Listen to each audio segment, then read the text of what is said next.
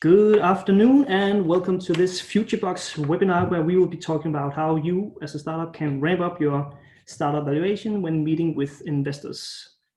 My name is Thomas Ebosbaring. I'm the lead scout here at FutureBox and I will be guiding you through the next hour or so where you will hopefully learn some valuable lessons on how to go about evaluating your startup when raising capital. The agenda for today has been changed slightly from the original one that was sent out. I'm going to start by introducing what is FutureBox and what do we do for startups. Spend 5 minutes on that. After that, we will go on to hear field experiences from our current FutureBox startup GoPen from the CEO and founder Ole Kierkegaard. And Ole, are you with us? Yes, I'm here. Great. You are participating in the Danish Tech Challenge, Ole, and will be pitching to go through to the finals tomorrow. Are you feeling confident ahead of that? Well, at least I feel ready. That's what the Danish Tech Challenge is really helping you with, getting ready for an important event like that tomorrow. So I'm really pleased with how everything has worked out here. Thank you. So it's a big thanks to everybody. Good to hear, and thank you for taking the time to join us. We will hear from you a bit later. And after Ole, we will have insights from an investor's perspective by Jan Rosbaum, who's partner in Keystones. And Jan, I see that you are with us as well. Can we hear your voice as well? Yeah, I'm here. I hope that you can hear me loud and clear. Again, there you go. Thank you for joining us. Are you ready to share all your deepest secrets from an investor's perspective? No, my plan is to keep it all secret. Perhaps I'll share a little bit just with you, Thomas, and the other participants. So yes, I'm absolutely ready, and I'm excited to hear what Ole has to say as well. Right. Thank you, Jan. We'll go back to you after Ole, and obviously we will wrap up the session today with a Q&A. So please feel free to ask questions to both Ole and Jan using the Q&A function. But first, let me just say a few words about what is FutureBox, because we are Denmark's leading deep tech startup incubator. We are currently hosting more than 40 startups, and we are part of D2 Science Park with more than 300 high-tech companies, and ultimately owned by the Technical University of Denmark, where we also co-located at the Lyngby campus.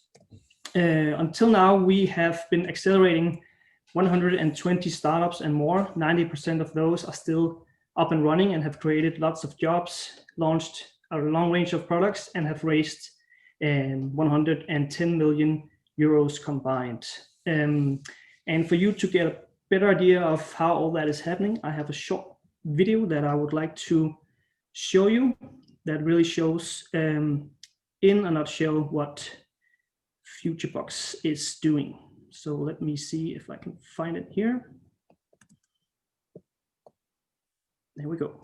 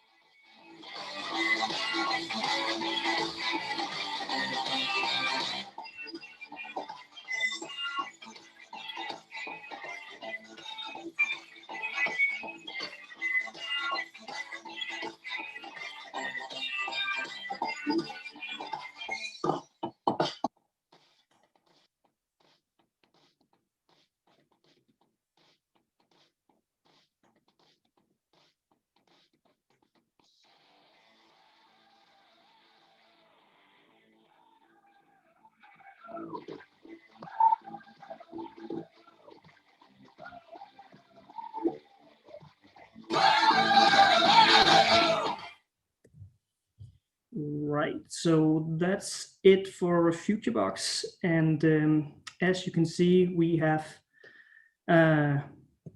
quite a few things to offer startups, beginning with a community of like-minded startups to facilitate peer-to-peer learning. We also have in-house workshops for rapid prototyping to work on your MVP and prototypes. We are located closely to researchers and students at DTU. And finally, we have a state-of-the-art and unique mentoring program with more than 100 experienced mentors. And namely, the mentoring program is unique because it's a MIT certified program We offer you to be matched with 3 mentors that have skills and knowledge about your particular needs. And through regular meetings, you will have a shortcut to choosing the right path for your startup. Right. If you're interested in knowing more about FutureBox, you are more than welcome to reach out to me through my contact information listed on this slide. And also as an offer to your to the participants of the webinar today, you can book a 20-minute one-to-one session with Jan Rosenbaum from Keystones if you want to get some feedback on your valuation strategy. And you can do that through me as well. So please send me an email if that's of interest. And with those words, I'm going to leave the stage to you, Ole. And while you put your camera back on, I'll just again reiterate that you are more than welcome to ask questions to Ole using the Q&A function. Right. So Ole, please take it away. Thank you. Maybe you should allow me to share my screen. Yeah. I hope you can share your screen now. Yeah. So I hope you can see a picture of Carmen here in front of you. Do you all see a picture of Carmen Smith sitting with a syringe in her hand? We see the picture, yes.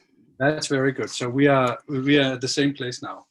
So yeah, thank you for giving me the opportunity to present GoPen. GoPen is a company making an affordable insulin pen for the resource poor. And then you think, well, hasn't that been solved before? Well, if you look at Carmen, she's an American. She has no insurance. She has no medical doctor, and she buys her insulin over the counter at Walmart. And right now she's sitting with a vial of insulin in one hand and a syringe in the other hand.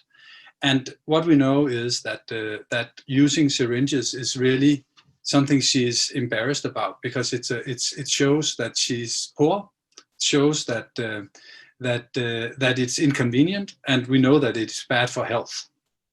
So and what we have done in GoPen,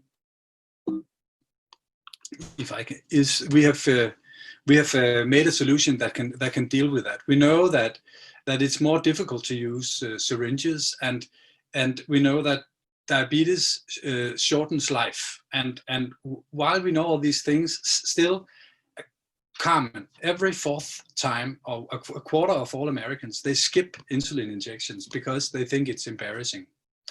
And that drives higher mortality, lower quality of life, and costs. And Carmen is not alone. She's 1 out of 5 million in the US, driving about $100 billion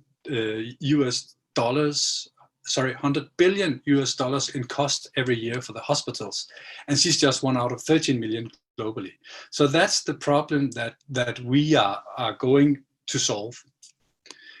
We have taken the advantages of 3 worlds. So what Carmen is doing right now is using a syringe. It's cheap.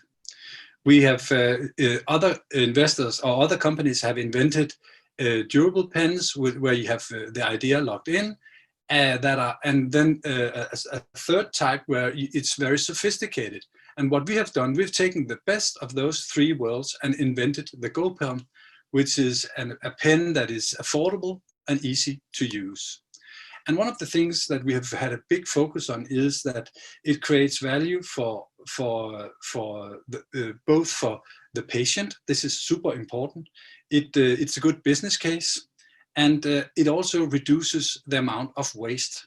And I will get back to these 3 things, because these are important for valuation as well. Because we took a very careful look at it and said, let's find out how do we navigate on the ESG parameter, because environment, social, and governance are key things for valuation when you come to a company. And so that's one thing. At least that's how we saw it, because that allows us to segment for the investors that we want to have. So our solution is a good solution, and it can basically save $10 billion yearly. And now comes the company. we're a company where I'm the CEO, and what I took very care about in the beginning, and it actually took a very long time, was to find the right the right chairman. And through contacts, through different ways of meeting, I was lucky to meet Jeppe, and he believed in us. And that's super important. But making that happen, for him to believe in us, he needed to see the people, Michael and myself, but he also needed to know that our IP was correct. And that's where one of the advisory board members, Jakob Krag Nielsen, who is an IP lawyer, came in. He came in and said to Jeppe, I've read the patent, I've read the comments from the patent agent, and it's true what they say. These guys have invented something that is special. That was critical, because then Jeppe felt, okay, I'm safe to say that these guys are the real deal. And this is the trust you need to build. So, and what I think is, what I will jump to here is a little bit on, well, let me tell you about, we are going to launch a product in the US in 2023. And basically doing that together with some of the big players that are on the market today. What I wanted to have a conversation with you about is the second layer of how to get a good valuation in a company. So you need to find ways to get to a place where you have secured your IP or your, if you like, unique selling point, something that makes you special and that is hard to compete with. And then you need to make others believe it. Our way was to get a lot of soft funding. So we have gotten funding from Valuations twice. We've gotten funding from a UK fund called the Global Challenges Research Fund in a phase 1, which is now being scaled to a phase 2 funding. We have gotten we have applied for funding from Eurostars, from which we're doing right now, and from the Wellcome Trust. What I'm saying here is that what investors want to see is also that if they put money in, that we are good at making leverage of them by having access to soft funding. And many of these soft funding programs are either you have to pay 70%, or they will pay 70% of the capital, and then we can chip in with the last 30, but you need to have that money. And the same goes with the Valuations funding. You need to have access to funding to actually be able to deliver on these things. So, but when you get to that point where you have soft funding, where you are in that track, that's a good place to start sort of having a conversation about what's the value of the company. And what did we do then to talk about the value of the company? We went in and did all the classic exercises, which is benchmark against similar companies. It is look at what's the future sales and then discount back. And then, of course, making a net present value calculation, and then sort of try to adjust according to what are the risks that we foresee in the model, and then come up with a model. And based on that, we actually got to a place where our chairman said, yeah, well, I think the funding story of your company will now go like this. So that's what we did. So why should, and this is also what we try to say to the investors, why is this the GoPen an interesting sort of journey? Well, we're solving a global unmet need. We have a strong patent portfolio, strong management team, and commercial and NGO partnerships, and a solid impact opportunity. So that's, if you like, very short what it is. The team that is part of this is me, and I have 9 years background from Novo in the sustainability department, and my partner Michael has 29 patents from Novo as well. So we have a very, very big long background in medical devices and in this background, and that, if you like, who we are and the assets that we bring into this company is very much part of the valuation as well, because that's what the investors are afraid of. Can these guys deliver? So yeah, that is a little bit of the company. So why is this good for Carmen when we are there? Well, she will get better blood control, she will get fewer hospitalizations and live longer. And of course, not for her, but for the hospitals, there'll be reduced costs. That's very short about the how we have been working with valuation, with the story, but in short, it's find out what are the social, what are the environment, and how does the governance of the company look like, and make sure you have a solid story that you can tell to your investors.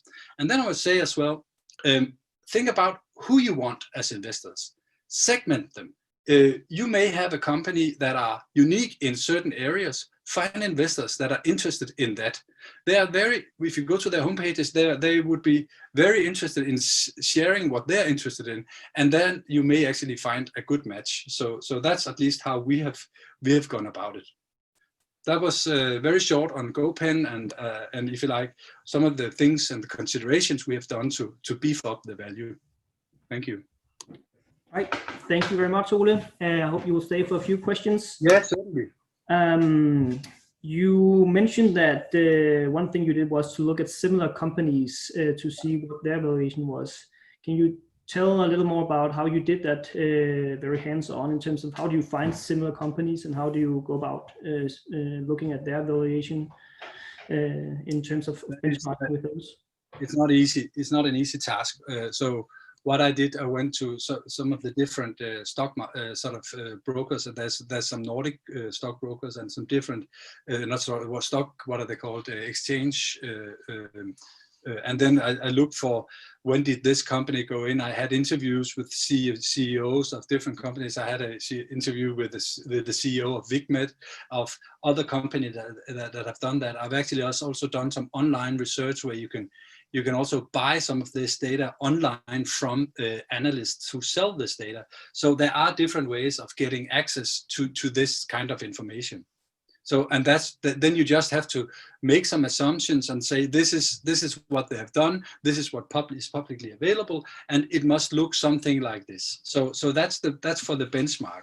For the two other discussions, that is very much having an honest discussion about what is the discount rate for when you do that, when you look at sales and future sales, and the same with the net present value and the risk adjustment.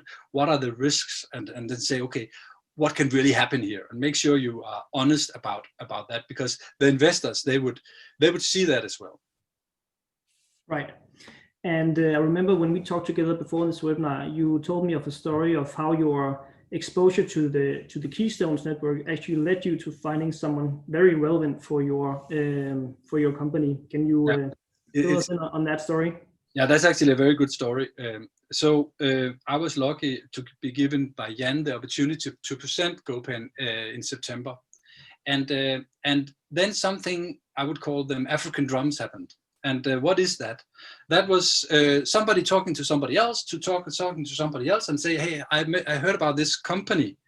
And then suddenly we get into contact with a big customer that are interested in using our IP for some of the products that they have that are on the verge of going off patent.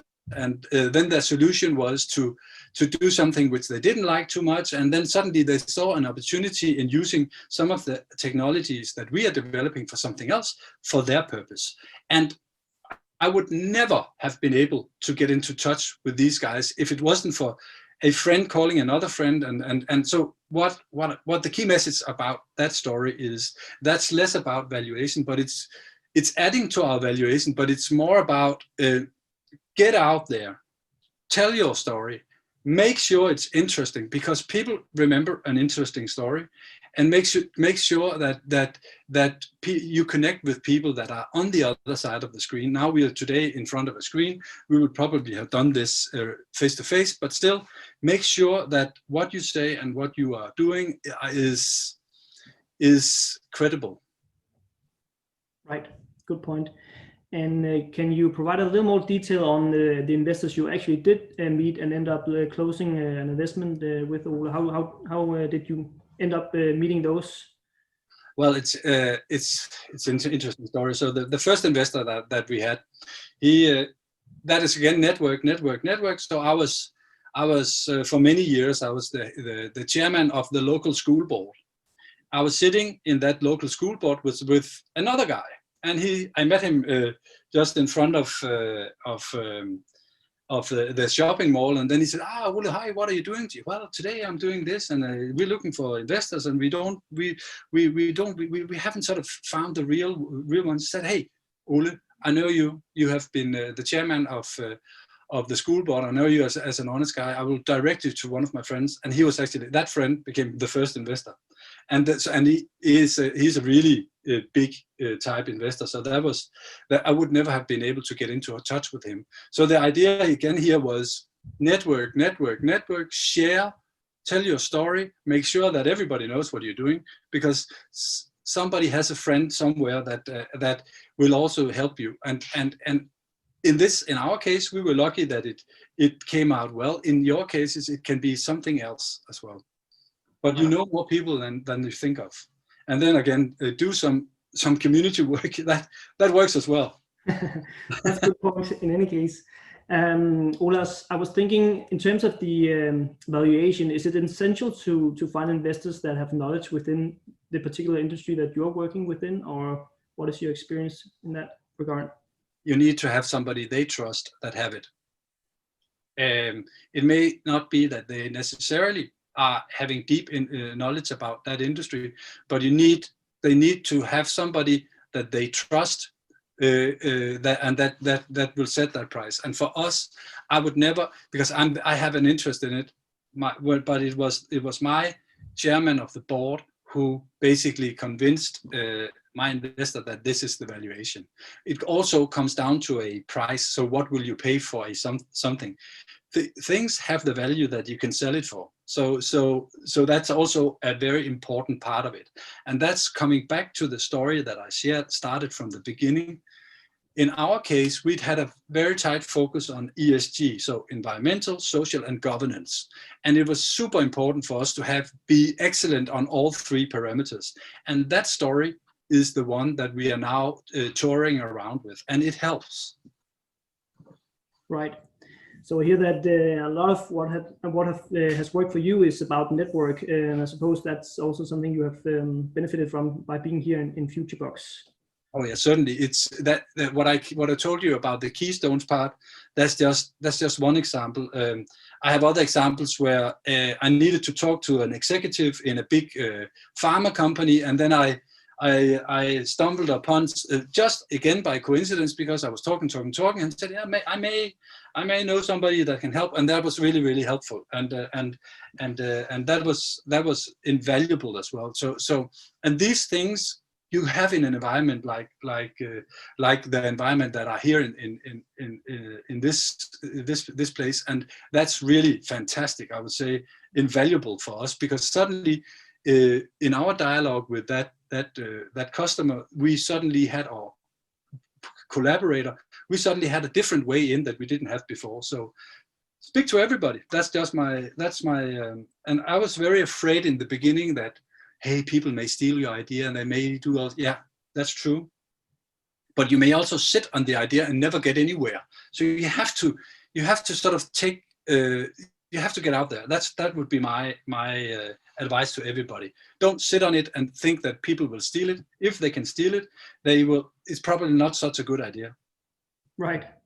And speaking of getting started, we have a question here from Andreas, who's asking if you can tell a bit more about your timeline or process of, I guess, finding investors and closing the investment. Yeah. So I started looking for investors immediately when we started the company, but we didn't have the IP before February 2020 this year. So we only got the Danish patent at that time. So we of course applied for it, but we didn't have it. We said we have good we had a good license to operate, and it looked good when we made the novelty search and all that.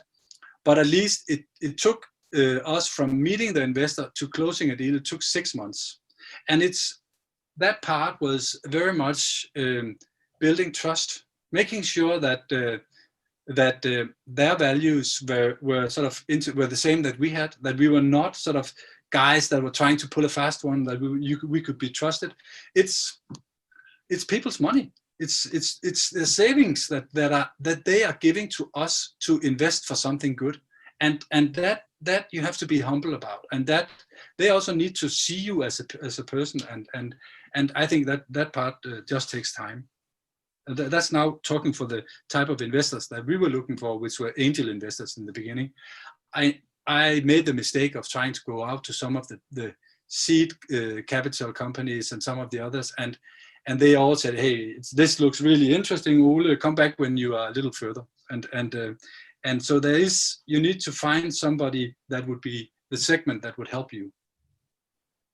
And that actually relates very well to the point that you mentioned to me earlier today when I asked you if you imagine going back to when you first had to start all of this work and knowing what you know today, what would you have want to have done differently back then? And you said simply getting started earlier because some processes cannot be accelerated. I think it's Warren Buffett who has said that you can make 9 women pregnant at the same time, but it will still take 9 months for them to make a baby. And I think it's and that is in no negative way meaning about Me Too scandals or anything, but it's him saying things takes time, and that if you like in Denmark we are lucky, we are a small community, and there are not so many investors, and your story will be known. People will say, yeah, I've heard about that company. They really are onto something. And that process takes time. You can't just invent something and then people will trust you and think it's a good idea. They will ask somebody they know. They will check out, hey, I've heard about this. Is this a good idea? And that's typical, that's normal. That's what everybody would do, because whenever we take decisions, we try to sort of validate them with our own networks. And that network needs to be understanding that you're there as well. So things just takes time. It's difficult to speed up that process, I think. Right. And Ole, I know that you are busy to prepare for semifinals tomorrow. So just one last question here. Is it too early to start at reaching out to investors? Do you have to show some sort of minimum whatever, or can you just go ahead and do that from day one, more or less?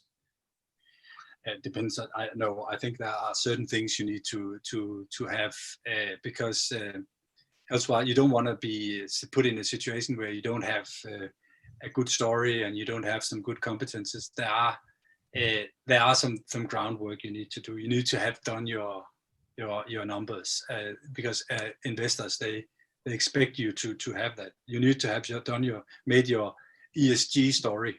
That part I think you cannot accelerate. You just need to fix it. So and actually coming back to that, what are the elements that you need to fix? These are the 12 elements that Danish Tech Challenge is actually helping companies with. These are the things you need to fix, because for instance, if you don't have a good ownership agreement, you're not investable. There are so many things that you need to fix, and why start working on and going to an investor, and then it takes you maybe 2 months to get an investor or ownership agreement and all the other documents ready. You need to have that. So there are certain things you need to have to have ready to be investable. Right. And on that note, I think I will say thank you very much, Ole, for joining us. Good luck with your pitch tomorrow for the semifinals. And while you close down, I will leave the stage to you, Jan. You are ready, I see. So please go ahead and share your screen whenever you're ready.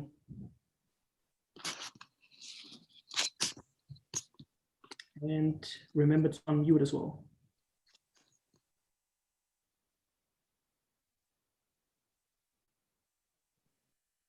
Can you see my screen now? See your screen and we hear you loud and clearly. All right. So thank you very much for a great presentation from Ole. I think it was super interesting to hear his perspectives on this, and quite a very interesting journey he's on, and he has done so many things right. So I can only recommend everybody to listen to what he's saying. So I have my slide where here I'm going to be talking a little bit about valuation and how to ramp it up. So what are investors looking for? Something about valuation and a bit about the tricky investor negotiations. First of all, just briefly about our network, the Keystones network. We're Denmark's largest network of startup investors. We have about 460 members at the moment. These are both classic business angels that are investing in many startups and building portfolio companies, and it's sweat equity investors, business people that are looking to join 1 or 2 or 3 startups with less cash and perhaps much more time. We screen about 400 to 500 startups every year and introduce about 100 of them to our members, and have made quite some investments during the past couple of years. These are a couple of examples of my own investments. Not a good example to follow because it's very diversified. So one would seek more strategy into the investor's portfolio. We've got some med tech, we've got logistics and transportation and microphones for the music world and software and hardware, etc. So it's all a bit of a mess. But just to say that I've invested in about 10 startups myself so far. The Danish startup ecosystem has evolved dramatically since I joined it 14 years ago. And for anyone new to this system, and particularly startups wanting to get some money, I would strongly recommend them to have a look at the Hey Funding website. Hey Funding has made a beautiful overview of all the science parks and accelerators, incubators, angel networks, public funding, Valuations, Innovations Fund, later stage capital, etc. So there's so much help you can get out there, and there's a lot of soft funding that you can apply for. So there are a lot of ways of avoiding to deal with investors at a too early stage. So I just wanted to make a quick commercial for this website. So when you go out to various investor types, just as Ole has been explaining, there are various funding levels. And if we look at the x-axis at the bottom, you have amounts from 0 and upwards to many million DKK and euros. Typically, companies start with the friends, fools, and family and the close business networks that they have. Then they move on to angels, funds, equity crowdfunding, venture capital. Unfortunately, from a Danish perspective, our stock market has had a revival here in 2020. So we've seen a range of IPOs, including companies coming out of DTU Science Park and Danish Tech Challenge and FutureBox. So that's just been fantastic that this market has reopened in 2020. So the question, what are investors looking for? Well, basically they're looking for a tech platform, a scalability. It can be across various industries. So that's like, it's a given. It's supposed to be there, that there's some sort of platform to invest in. But primarily, investors are looking for the team. Who's behind this business case? So when we look at the case like Ole's case before, of course, all eyes on Ole and his partner Michael in the beginning. Who are these people? What is their background for starting this company? And when you look at their CVs and resumes, it's obviously clear that they have solid backgrounds from the very industry that they are working within. And then you look at whether there are validating factors. Are there other investors that have already joined? And then again, in Ole's case, you look at the chairman and you find Jeppe Øvlesen, who has a super track record of developing and scaling and exiting medtech life science pharma companies. So that's another checkpoint. And then you begin to look at the rest of the team. So team is just super important, team and ownership, who owns the company. And of course, you look at growth potential, the idea, and the business model, the supply chain, and all stuff like that. And then, of course, there's also the deal. If you invest early stage, you know that it's going to be a long journey towards the exit. The average number of years to exit is 7 to 9 years. So you know that it's going to be a long journey. It's going to be requiring a lot of capital, probably. So you have to get in at a fair, decent valuation. in order to get an attractive return on investment. And that's why the pre-seed investors and the seed investors and the business angels are all very focused on the valuations to get in at the right level.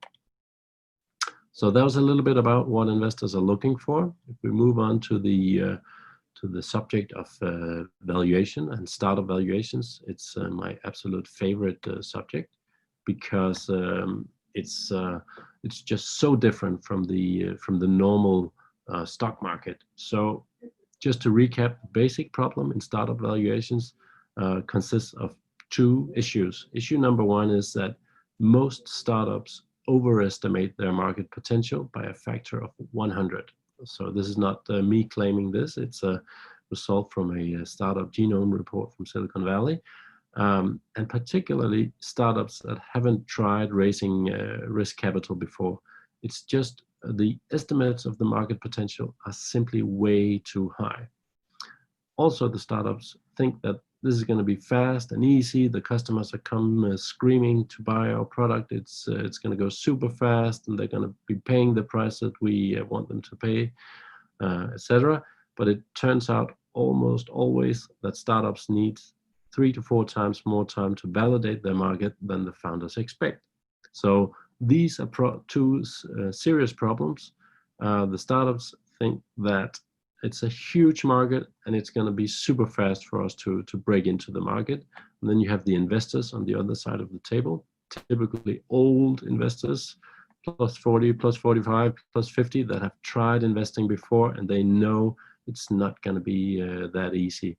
And that's why they have different anticipations of what the valuation is going to be for a given company. So what most startups start out by doing, and what you have to do, is to kick off with an Excel spreadsheet. You have to have your budgets, so you might as well get started on it. Begin to lay out what's your fixed costs, what's your variable costs, what are the revenues, when are they going to pop up, how will the revenues develop. Sometimes you start out with pilot projects, and then you move on to small fees, implementation fees, service fees, selling the product, and then you move into more attractive business models with recurring revenue, some sort of fee per month, per user, per terabyte, per whatever. So you have to get a good spreadsheet started to get in control of your numbers and your finances and your the entire business case. And what you can use the spreadsheet for is, of course, also to build the valuation. And what almost always happens with the spreadsheets is that you begin working with the budgets, and you look out into the future 2, 3, 4 years, and you say, okay, so these revenue forecasts are pretty aggressive, but it still doesn't give me the right net present value after I've discounted it and subtracted the risk factors, etc. So typically you will begin at this stage to add another year and say, well, our revenue in 2025, those revenues are going to be beautiful and even higher. And if that doesn't satisfy, you'll add 2026, and you'll just keep on going until you have a beautiful valuation of the startup. And it's really difficult, because you have to have these aggressive projections to create the interest with the investors.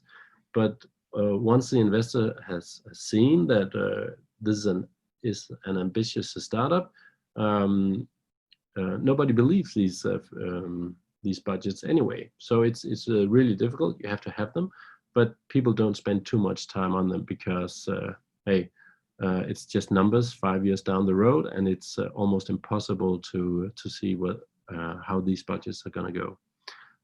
So spreadsheets, super important. You have to have them. You have to play around with them, but it's only one indicator out of several. So speaking of some of the other indicators, these are some of the models that we often see about valuation in this startup market. So multiples, we work a lot with multiples. So that's why if you have recurring revenue. That's one of the mostly used multiples in the market. For instance, if say you have a monthly recurring revenue of 100, you're able to multiply it by a factor of 5, 7, 9, 10, something like that. Different multipliers in different sectors. You can also work with a number of active users, customer lifetime value, put a multiple on revenue, etc. So find out what the industry standard is in your business line.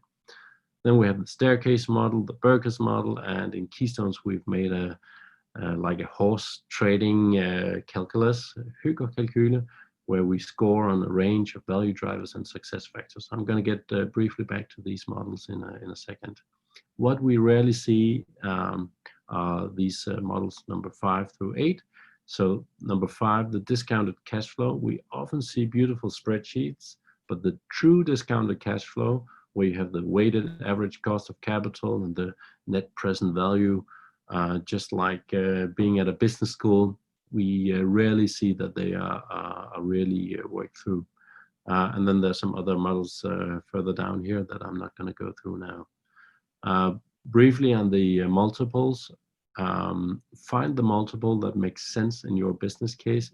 There's so many to choose between, so you have to work with this and you have to bounce it off advisors, investors, board members, and internally in the team, which multiples make sense for us. So here I just listed a few of them. Currently we see that we've had validation, live validation of multiples as a powerful tool. When we look at some of the IPOs, some of the companies going to the stock exchange during the past half year, many of them argue a top dollar valuation based on monthly recurring revenue times a multiple of 8, 9, 10, or 11. So there's proof in the pudding that this is worth time well spent working with multiples. The staircase model is one of the classics that you look at what was the previous valuation in the company. So if the previous valuation was 12 million DKK post money at the bottom of the staircase, then the next staircase is to describe that since our last investment, we have improvements in our multiples. We have a new product version 3.0. We have a new board. We've done all sorts of fantastic things. So we think that would increase our value with 2 million DKK during the past couple of months. So the next pre-money will then be 14 million DKK. So that's a classic method of building the valuation. The third one is the Berkus model, which we have exemplified by stealing something from the Finnish business angel network, FIBAN, which is one of the largest angel networks in Europe. They have some sort of expectation management on their website where they say that if you have a simple PowerPoint, we'll put a value on it at 100,000 euros for that idea. And then they'll build the value if the product works, if the market works with the invoices and stuff like that. And if the business is established, the valuation can increase. And inspired by that, we've made the Keystones Calculator, where we have defined the key 5 value drivers, in our opinion: problem, team, stage, market, and rights. And then we've put a figure on each of these, and you can then just simply fill out this like a scoreboard and find out where do you belong in this matrix and calculate the pre-money valuation. So in this case, it's 5 plus 1 plus 3 plus 3 plus 0, because there are no rights or no patents or no protection. So that's a pre-money of 12. So it's been in use in the Danish market for the past 6 years, I think, 6 or 7 years, and we update the values once in a while. It's to be used as a discussion tool between investors and startups. Finally, a little bit about negotiations. So what do you do once you're in dialogue with the investors? First of all, you need to be aware that negotiation processes can be very long. There are all sorts of documents that are involved that you need to be in control of. term sheets, investment agreements, contracts for management, ownership agreement, etc. Then there are all sorts of tricky terms that you need to be aware of, and you need to have some sort of insight into what's going on here. Don't just browse through 10 pages of terms from some investor and sign it. We've seen people do that, never do that. So you have to know, what does pre-money valuation mean? How can we work with the milestones in our advantage?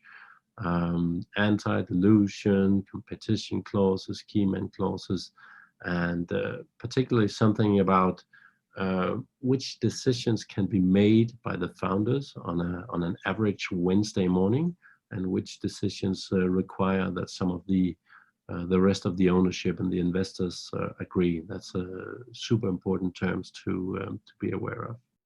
And then you have the process, the due diligence process, where the investors will go through the company, the rights, the patents, look for, do they have the right insurance? Are there any liabilities against the claims against the companies? And what about the employees? Do they have a proper contracts, etc.? So these processes can be very long. Typically, we see 2, 3, 4 months for a due diligence process. So it can take a lot of time to raise capital. This is just one example from some years ago. I had an investment into one of the companies that I have co-founded and invested in. And this investor just had to put 1 million DKK on the table. And unfortunately, they called their lawyer, which is a very thorough person, not that used to working with the startups, actually. And the lawyer asked for just about anything and everything. So we found out that we actually had 68 documents in the company. I didn't know we had that much paperwork, but the lawyer had it all sent over, and the investment was made. So this was really a spring cleaning time in this company. Finally, when investors are screening startup, it should go the other way around as well. So as a startup, you should screen your investors and find out who are you dealing with, because once an investor is inside your company, it's super difficult to get them out again. So this is like getting married. It's very important. You have to know what will be the new investors' roles, how much money will they invest, do they have time, will they join the board or the advisory board, will they be passive, what competencies do they bring to the table, business area expertise, and what stages are they working on. So you should do a due diligence on your investors as well. That was about it from my perspective. And let's see, I'll stop the sharing here of the PowerPoints. And we'll see if Thomas is back on the air. I am back in the air and ready to ask you some questions. Ole, thank you very much for your presentation. Very useful information. I just want to pick up on your final slides here in terms of the whole process and everything, because as we heard from Ole, it can take a lot of time. So how long time does it actually take to raise an equity round? Yeah, so I think the record that I've seen or participated in was 3 weeks for all in all 17 million DKK. That was pretty fast, but normally it's between 2 to 5 months, and it often depends how fast the startup is and how much in control of the paperwork the startup is. If the startup has everything lined up, all the documents, and if they have the initial investors in place, it can go rather fast. Right, so 2 to 5 months from when you begin until you have the money in your bank account. Yep. Right. And Jan, imagine that I have a startup. I have a meeting with some of your members in Keystones, and I just want to boost my valuation as much as I can. What are the best shortcuts to doing that? Yeah, so we often compare this to a game of dominoes. So if you want the big domino tiles to fall, start out with some of the smaller one and line it up. So one way of increasing the valuation is to get commitments from some sort of external investor. And sometimes you have to let them in on a good deal in the beginning, and then say, okay, you get in at this valuation, but then you commit to investing in the next round at a much higher valuation. And that means that when you go out to the new investors, you can point to the first 1 or 2, 3 investors and say, well, this is my board. They are owners. They have done due diligence for me on me and my business case for the past 3 months. They're investing at this valuation. Do you want to join? We're closing this round in a couple of weeks. That's one way of putting pressure on the investors.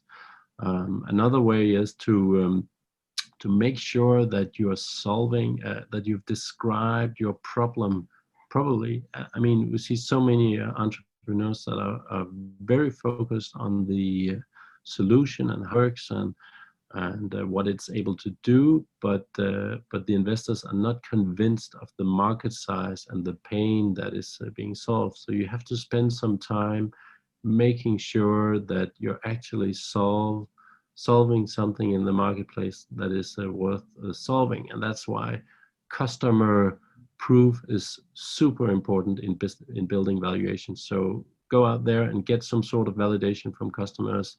It can be letter of intent, it can be pilot projects, anything, but get out to the customers and begin selling fast. Right. And now you mentioned customer proof, Jan, and we know that can mean a lot of things. Letter of intent is one thing, but can you put a few words on how much does it weigh when you have a letter of intent compared to perhaps a conditional agreement on buying something? Or I think you know what I mean. Well, I guess you could compare it to a Eurovision Song Contest. I mean, you get some points for talking to a customer, a bit more points if they want to put some sort of pen to paper on a letter of intent. And then the more blood is on the table, the better. So the more the merrier. But showing up with nothing is not a good sign. So you just have to start out with talking to customers, even being focus groups or whatever. But get started and then try to build the proof. It can be pre-orders, crowdfunding. There's so many tools out there. Everything goes. Just use all the tricks you can to find out whether this is actually investable and whether the companies will really come screaming for the product once it's ready. Right. And I know that you in Keystones offer investments in groups or in syndicates. Can you say something about whether it's better for me as a startup to get a 1 million Danish kroner investment from one investor compared to 200,000 kroner from 5 investors? Yeah, so most startups, they would prefer one investor, one amount, just transfer it, and we're out of here. We can move on. I've seen many of those cases where one investor moves in with a rather large amount and then takes quite a bit of ownership, and it's beautiful because you can move fast. You don't have to talk to several investors and all this complexity of syndicates, etc. But what may be a challenge at a later stage is that you're tied up to this one investor, and when that one investor has then invested the second round, the third round, that person can sometimes get rather annoyed and stop investing, and then it can be difficult to get new investors on board because they will be looking towards the first investor and say, well, is that investor investing? And well, not actually. So syndicates are, in my opinion, much more attractive because you get 5 investors, in this case that you mentioned, 5 instead of 1, and you have 5 different set of business competencies. Often we see that if you have 5 investors, you're actually able to use 2 or 3 of them for everyday business help. In terms, it can be legal stuff, it can be sales experience, internationalization experience, contracts experience. Almost always 3 out of 5 investors are able to add value to your company. They can also be put on a board slide, advisory board slide. And if you call them in the middle of the night, Christmas Eve, they're going to be willing still to help you. So you can get a lot of help. And when you call them for the next round, there's a probability that at least 2, 3, 4 of them will invest. So I would always recommend a syndicate. But of course, you have to control the syndicate. So you have to make agreement. Who's the lead investor? How do you make sure that they communicate via one person and you put that person in the board, advisory board, etc. So there are there's a playbook that you have to follow to make it work. Right.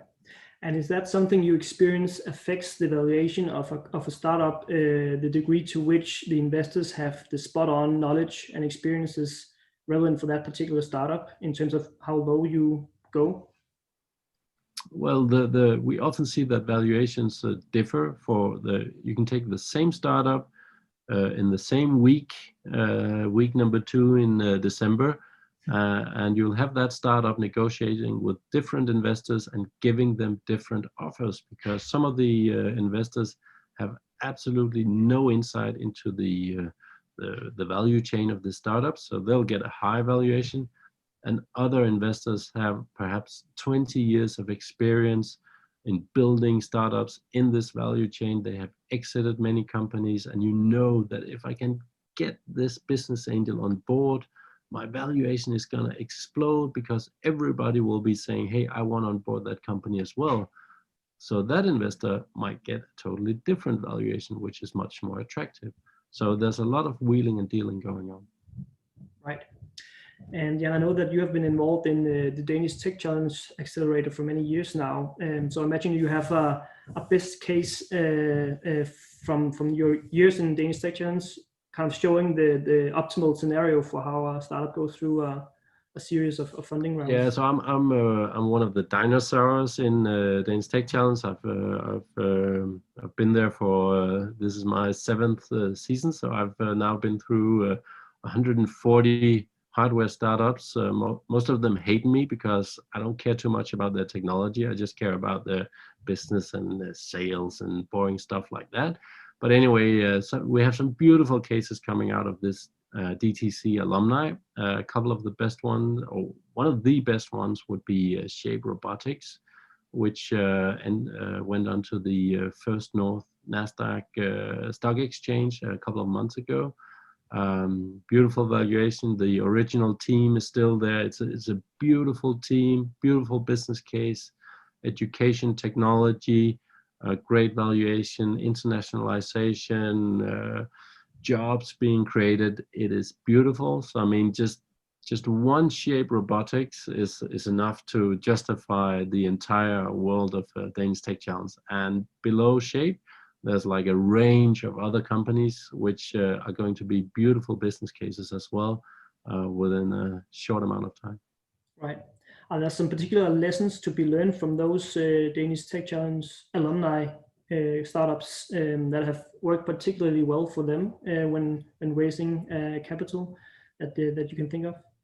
Well, it's all the things that Ole was talking about that I've come across during the past 20 minutes. It's I mean, it's about getting all these things right. It's complex, but it's about this understanding of the problem and the customer. I cannot stress that enough. That the moment you're a technology looking for a solution, you're in problems. So we're really focused on show us that problem, show us that customer pain, and if you have that, and if you understand that, normally people are able to make the technology work. It just takes time and money, but we have to have the customer pain. So that would probably be my Hall of Fame argument number 1, I think. Right. So it sounds from you that it's actually more important to be able to show more on the business or customer side of it rather than being able to show an elaborate prototype. Well, it goes together. I mean, if you have, particularly in Danish Tech Challenge, I mean, if you show up with beautiful slides and customer problems, but there's zero technology, you will be kicked out of the jury room. So for most investors, it's about both things, but very often as an investor, you take it as granted that the reason the company is being there and pitching towards investors is that there's an interesting, scalable platform. They must have built something interesting. And then often what's not clear yet is the business model. How are you going to reap the value out of the entire value chain? and have you understood the customer problem correctly? So in early stage investing, there's almost always the tech part. It's almost always there. Right. Thank you so much, Jan. We're almost running out of time here. So I just want to repeat that if you're interested in a 20-minute one-to-one session with Jan, please write me on my email listed here. And otherwise, I'm also gonna just introduce the next webinar we will be hosting Tuesday next week, which will be in Danish, and we'll be talking about how to secure patents and the intellectual property rights for your startup. And with that, I just want to thank the rest of you for listening in and hope that you have a good evening. Right. See you.